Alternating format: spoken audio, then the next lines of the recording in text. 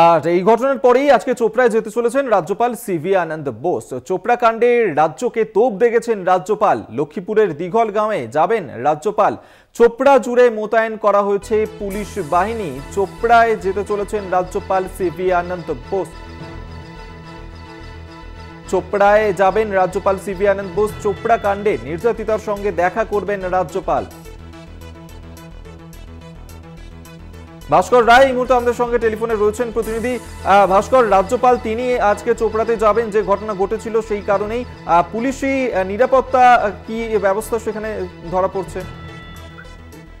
দেখো, ইতিমধ্যে বাগডোগরা বিমানবন্দরে রাজ্যপাল সিভি আনন্দ বোস নেমে গিয়েছে আর চোপড়ার উদ্দেশ্যে তিনি রওনা দিয়েছে। আর তার মধ্যে ইসলামপুর থেকে বিশাল ফোর্স আনা হয়েছে চোপড়া থানায়। সেইখান থেকে মুভমেন্ট করা হয়েছে বিভিন্ন এলাকায়, যাতে অশান্তি সৃষ্টি যাতে না হয় সেই এলাকায়।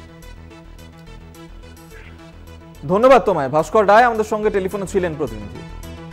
আপনারা চোপড়ায় যেতে চলেছেন রাজ্যপাল সিভি আনন্দ বোস এবং ইতিমধ্যেই বাগডোগরা বিমানবন্দরে তিনি পৌঁছে গিয়েছেন। সরাসরি সেখান থেকেই চোপড়ার উদ্দেশ্যে রওনা দিচ্ছেন রাজ্যপাল এবং লক্ষ্মীপুরের দিঘলগাঁওয়ে যাবেন রাজ্যপাল সিভি আনন্দ বোস। চোপড়া কাণ্ডেই রাজ্যকে তোপ দেখেছেন রাজ্যপাল। ইতিমধ্যেই বাগডোগরা বিমানবন্দরে পৌঁছে গিয়েছেন রাজ্যপাল। এরপর তিনি সরাসরি পৌঁছে যাবেন লক্ষ্মীপুরের দিঘলগাঁও।